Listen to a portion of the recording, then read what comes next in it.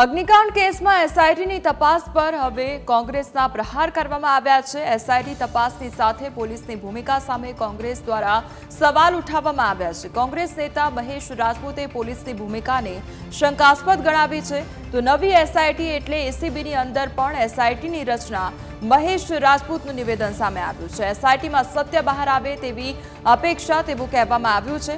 પહેલી વખત સાગઠિયાની ધરપકડ થઈ ત્યારે કંઈ જ ન મળ્યું। એસીબીની તપાસમાં કરોડો રૂપિયાનો માલ મળી આવ્યો એ શું સૂચવે છે તે સવાલ કરવામાં આવ્યો છે। શું સાગઠિયા બીજેપીના નેતાઓ સાથે ભાગીદારી ધરાવે છે?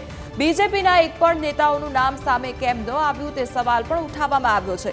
કોર્પોરેટર નીતિન રામાણીની વાત પછી આ બધી બાબતમાં પડદો પાડી દેવામાં આવ્યો અને નીતિન રામાણીનો પણ નાર્કો ટેસ્ટ કરવામાં આવે તેવી માંગ પણ કરવામાં આવી છે।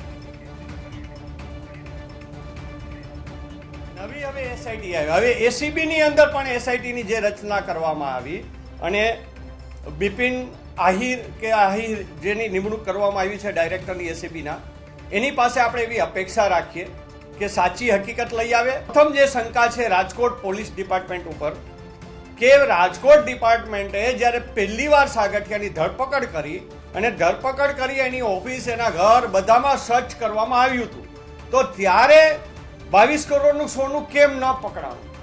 અને એકાએક એસીબી જાય છે અને એસીબી 22 કરોડ રૂપિયાનું સોનું એના ભાઈની ઓફિસમાંથી પકડે છે, રોકડ રકમ 3 કરોડ ઉપરની પકડે છે અને વિદેશી ચલણ પકડે છે। તો ત્યારે રાજકોટ પોલીસે જ્યારે કરી ત્યારે એની અંદર કંઈ હતું નહીં અને એસીબી જ્યારે રેડ કરે ત્યારે આ બધું આવી જાય છે। એટલે ક્યાંક ને ક્યાંક એવી શંકા ઉપજાવે છે કે કા રાજકોટ પોલીસ ખોટી છે અને કા એસીબી ખોટી છે। કે સાગઠિયા છે એ 20%નો જ ભાગીદાર છે એવી મારી પાસે માહિતી છે। બાકીની રકમ છે એ અહીંના પદાધિકારીઓ અને કમલમ સુધી આ ક્યાંક ને ક્યાંક રકમ જતી હતી એનો ચર્ચાનો વિષય સરકારી કર્મચારીઓમાં ચાલી રહ્યો છે અને પોલીસ છે એ માત્ર ને માત્ર કોર્પોરેશનને ટાર્ગેટ બનાવે છે। નીતિનભાઈ છે એ પણ એક શાસનકર્તાનું એક નાનું એવું પાદ્યું છે, કારણ કે એ વ્યક્તિ છે એ ખાલી આમ ચોખ્ઠું આપણે ચેસનો એક સૈનિક હોય ને એવો એક સૈનિક છે, પણ એની પાછળ જે ગોડફાધરો છે કે જેની પાસે નીતિનભાઈ આ વાત લઈ ગયા હતા એવા પૂર્વ મંત્રીના સુપુત્ર અને પૂર્વ ધારાસભ્યને એના સુપુત્ર ક્યાંક ને ક્યાંક આખા રોલની અંદર છે। માત્ર સાગઠિયાનો નહીં પણ નીતિન રામાણીનો પણ નાર્કો ટેસ્ટ કરવામાં આવે એટલે ખબર પડી જશે કે અગ્નિકાંડની અંદર કયા પૂર્વ મંત્રીએ